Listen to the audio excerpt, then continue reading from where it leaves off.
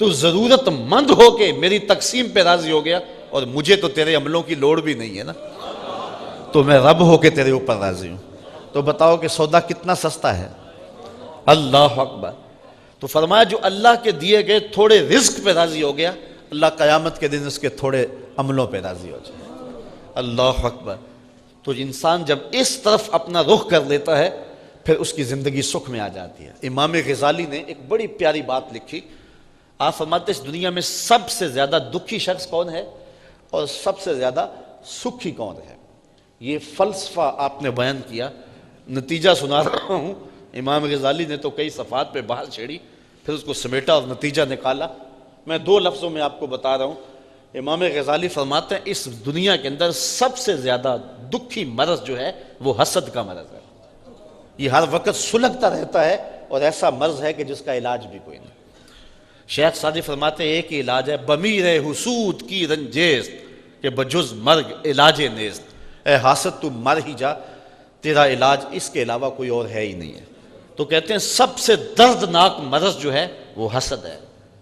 اور سب سے سکھی زندگی کس کی ہے؟ فرمایا جو اللہ کی عطا پر قناعت کر لے کہ مالک جو تو دیا ہے میرے لیے مناسب تھا اسی لیے تو دیا، میری ضرورتوں کو مالک جتنا تو جانتا میں تو نہیں جانتا۔ تو بندہ جب رب کے دیے پر قناعت کر لیتا ہے، حضرت امام غزالی فرماتے ہیں اس سے زیادہ سکھی زندگی نہیں گزر سکتی، اور جو حسد میں مبتلا ہو جاتا ہے اس سے بڑی دکھی زندگی نہیں گزر سکتی۔ تو کہتے ہیں زندگی گزارنے کا گر سیکھ لو کہ جو ہے وہ قناعت کو اختیار کر لو۔ جو اللہ کی طرف سے مل جائے، وہ ایک رقشے کے پیچھے لکھا تھا مل جائے تو روزی، نہ ملے تو روزہ۔ تو اللہ تعالیٰ جل شانہ اگر قناعت کی دولت دے دے تو یہ بہت بڑی دولت ہے۔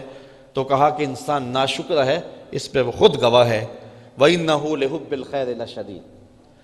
لیکن انسان کمزور ہے اس کے باوجود۔ یہ ان انسانوں کی بات کر رہے ہیں جن کا باطن مضبوط نہیں ہے۔ کہا وَإِنَّهُ لِحُبِّ الْخَيْرِ لَشَدِيدٌ، یہ دولت کی محبت کے اندر بہت سخت ہے۔ اس کی زندگی کا مطمع نظری یہی ہے کہ میرے پاس زیادہ سے زیادہ پیسے آ جائیں۔ 18 گھنٹے محنت کرتا ہے کہ میرے پاس دولت جمع ہو جائے۔ کسی سے پوچھیں تو وہ کہتا ہے جی 2 وقت کا کھانا چاہیے، 2 وقت کی روٹی کے لیے بس دن رات بھاگے پھر رہے ہیں۔ تو میاں پیٹ تو جو ہے وہ 2 روٹیاں صبح مانگتا ہے، 2 شام مانگتا ہے، یہ پیٹ کے لیے اتنا تردد نہیں ہے۔ میرے حضور نے ارشاد فرمایا 2 پہاڑوں کے درمیان جو وادی ہے اگر وہ سونے سے بھری ہوئی ابن آدم کو دے دی جائے تو یہ کہتا ہے ایک اور مل جائے۔ تو اس کو 2 وادیاں دے دی جائیں تو یہ آرزو کرے گا اس کو ایک اور مل جائے۔ تو اس لیے شیخ سعدی بولے پیٹ بھر جاتا ہے لیکن آنکھ نہیں بھرتی۔ کوزائے چشم حریصاں پر نہ شد، تاش صدف کانے نہ شد پر در نہ شد۔ حریص کی آنکھ کا پیالہ نہیں بھرتا، اس کو 2 چیزیں بھرتی ہیں، ایک قبر کی مٹی اور ایک صبر کا پانی۔ اب یہ مل جائے، قناعت کی دولت مل جائے تو زندگی سوکھی، ورنہ ساری زندگی اذیت میں گزر گئی۔ 1 کروڑ پتی ہے، وہ ارب پتی ہونے کے چکر کے اندر گھلتا رہتا ہے۔ ایک کرائے کے مکان میں رہنے والا، اس کی آرزو اتنی ہوتی ہے مجھے سر چھپانے کے لیے اپنا ذاتی مکان مل جائے تو میں بس کافی ہوں۔ اب اس کو 2 مرلے کا مکان مل جائے تو وہ 4 دن اتنی آسودہ زندگی بسر کرتا ہے، لیکن پھر اس کو یہ لگ جاتی ہے کہ 2 مرلے کا مکان تھوڑا ہے، مجھے 5 مرلے کا مکان ملنا چاہیے۔ تو پھر اس 2 مرلے کا مکان جو اس کے لیے کشادہ تھا اب تنگ ہونے لگ جاتا ہے، پھر اس کو تکلیف بڑھنے لگ جاتی ہے۔ وہ کہتا ہے یہ بھی مسئلہ ہے میرے لیے، یہ بھی مسئلہ ہے، مہمان بٹھانے کے لیے جگہ کوئی نہیں، یہ ہے وہ ہے، کتنے مسائل اس کو گھیر لیتے ہیں۔ پھر اس کو 5 مرلے کا مکان مل جائے تو ایک دن جب داخل ہوتا ہے گھر میں تو پھر آسودہ ہوتا ہے، یار بڑی اب اچھا ہوں میں۔ لیکن 2 سال بعد جب اس کی ہرس بڑھ جاتی ہے اور اس کا خیال ادھر لگ جاتا ہے کہ مجھے 10 مرلے کا مکان چاہیے، تو اس کے لیے وہ 5 مرلے کا مکان بھی تنگ ہو جاتا ہے اور وہ دکھی ہونے لگ جاتا ہے، اور اس کو جو ہے وہ اذیت پہنچنے لگ جاتی ہے۔ پھر 10 مرلے کے مکان سے وہ کنال تک آگے بڑھتا چلا جاتا ہے۔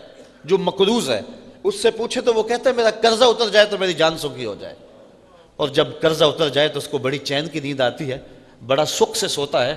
وہ کہتا ہے مجھے زندگی کی کوئی پریشانی نہیں رہی، لیکن جب لالچ بڑھتا ہے تو چند دن کے بعد اب اس کی اور مصیبتیں شروع ہو جاتی ہیں کہ اگر یہ مل جائے یہ مل جائے، پھر اس کی تردد میں اس کی کوشش میں لگ جاتا ہے۔ تو انسان کھرب پتی بھی ہو جائے تو نفس کی کمینگی نہیں جاتی، تو انسان سوکھا کیسے ہوگا؟ حضرت امام غزالی فرماتے ہیں سوکھا تبھی ہوگا جب اس کو قناعت کی دولت نصیب ہو جائے گی۔ لیکن یہ دولت کی محبت میں بہت زیادہ سخت ہے۔ حب الدنیا راس کل خطیہ، ہر برائی کی جڑ جو ہے وہ دنیا کی محبت ہے۔ لیکن انسان جو ہے وہ اپنے آپ کو اس محبت میں جب جما لیتا ہے تو پھر برائیوں پہ برائیاں کرتا ہے، گناہوں پہ گناہ کرتا ہے۔ وَإِنَّهُ لِحُبِّ الْخَيْرِ لَشَدِيدٌ، وہ مال کی محبت میں بہت سخت ہے۔ أَفَلَا يَعْلَمُ إِذَا بُؤْثِرَ مَا فِي الْقُبُورِ، اللہ اکبر۔ قرآن مجید جیسے تربیت کرتا ہے دنیا کی کوئی کتاب ایسی تربیت نہیں کرتی۔ قرآن اس مضمون کو چھوڑ کے اب ایک دوسرا مضمون شروع کیا، لیکن ما قبل اس کا ربط بھی ہے۔ انسان کی اس فطرت کو بیان کر دیا کہ یہ حب زر بہت رکھتا ہے، اس کے دل میں محبت دولت بہت ہے، یہ ہر وقت اسی ادھیڑ بن میں ہے کہ میرے پاس اتنی دولت جمع ہو جائے، اتنے پلازے بن جائیں، اتنے محل بن جائیں، اتنی جائیدادیں اور اتنی زمینیں اور اتنا بینک بیلنس میرے پاس ہو۔ اللہ تعالیٰ اس انسان کی فطرت کو بیان کرنے کے بعد ارشاد فرمایا افلا یعلم اذا بؤثر ما فی القبور، اللہ اکبر۔ تو کیا نہیں جانتا جب سب کچھ اٹھا لیا جائے گا جو کچھ قبروں میں ہے؟ آج وہ جو اکٹھا کرنا چاہتا ہے کر لے، آج وہ جو اس کی خواہش ہے وہ پوری کر لے۔ اللہ کے حکموں کو توڑنا چاہتا ہے تو اللہ اس کو نہیں روکے گا۔ اللہ نے زبان کو بولنے کا سلیقہ دیا ہے، طاقت دی ہے، اب اس زبان کو غلط استعمال کرے تو اس کی مرضی۔ اس نے آنکھوں کو دیکھنا دیا ہے، اس کو شہوات سے بھر لے تو اس کی مرضی۔ اس نے حضرت انسان کی ضروریات کی کفالت اپنے ذمے لی ہے، لیکن یہ اپنا کفیل خود بن جائے اور اپنی پریشانیاں خود اپنے ذمے لے لے تو اس کی مرضی۔ اور یہ خرید لے دولت اور خرید لے دنیا اور یہ خواہشات کی انبار لگا دے، اللہ ارشاد فرماتا ہے وہ وقت آنے والا ہے افلا یعلم اذا بؤثر ما فی القبور، اللہ اکبر۔ اس سے پتہ چلے گا اس وقت جو کچھ جو قبروں میں ہے سب کچھ باہر آئے گا۔ یہاں من فی القبور نہیں کہا، ما فی القبور کہا ہے۔ اگر من فی القبور ہوتا تو اس سے مراد صرف انسان ہوتے جو قبروں سے اٹھائے جاتے۔ ما فی القبور جو ہے یہ ذوی العقول اور غیر ذوی العقول دونوں کے لیے شامل ہے، تو پھر اس کا مطلب یہ ہے کہ صرف اس دن قبروں سے ہی انسان نہیں اٹھائے جائیں گے، بلکہ جو دفینے، جو خزینے، جو زمین میں دفن ہوں گے خزانے، ایک ایسا جھٹکا آئے گا کہ سارے باہر آ جائیں گے۔ اس صورت سے قبل سورۃ الزلزال میں اس حقیقتوں کو بیان کیا گیا اذا زلزلت الارض زلزالها واخرجت الارض اثقالها وقال الانسان ما لها۔ اللہ زمین کو ایسے زوردار جھٹکا دے گا کہ زمین کے اندر جو کچھ ہوگا سب کچھ اکھڑ کے باہر آ جائے گا، حتیٰ کہ جڑوں سمیت درخت باہر آ جائیں گے، پہاڑ اکھڑ کے باہر آ جائیں گے، مردے اکھڑ کے باہر آ جائیں گے، خزینے اکھڑ کے باہر آ جائیں گے، زمین اپنے سارے خزینے باہر اگل دے گی، اور زوردار اتنا جھٹکا ہوگا کہ پہاڑ سے ٹکرا جائیں گے، اور اتنے زوردار انداز میں ٹکرائیں گے کہ جس طرح سرمے کے ذرے ہوتے ہیں اس سے بھی زیادہ باریک ذروں میں تبدیل ہو جائیں گے۔ اور اس طرح حبا منصورہ کی طرح، یہ کبھی آپ نے دیکھا ہو کہ کمرہ تاریک ہو اور روشن دان تھوڑا سا کھلا ہو تو باہر سے روشنی اندر آ رہی ہو، تو اس روشنی کی لکیر میں آپ کو باریک باریک ذرے اڑتے نظر آتے ہیں، ان کو عربی میں حبا منصورہ کہتے ہیں۔ اللہ تعالیٰ سورہ واقعات کے اندر ارشاد فرماتا ہے کہ قیامت کے دن پہاڑ جب ٹکرائیں گے تو حبا منصورہ کی طرح اڑتے پھریں گے۔ یہ کوہ ہمالیہ، یہ بڑے بڑے پہاڑ اس قدر باریک ذروں میں تقسیم ہو جائیں گے، تو وہ ایک زوردار جھٹکا ہوگا جس سے زمین اپنا سب کچھ باہر پھینک دے گی اور زمین کا پیٹ خالی ہو جائے گا۔ اللہ اکبر۔ فرمایا افلا یعلم اذا بؤثر ما فی القبور، اس وقت پتہ چلے گا جب زمین اپنے سارے خزانے باہر اگل دے گی اور انسان قبروں سے باہر آ جائیں گے۔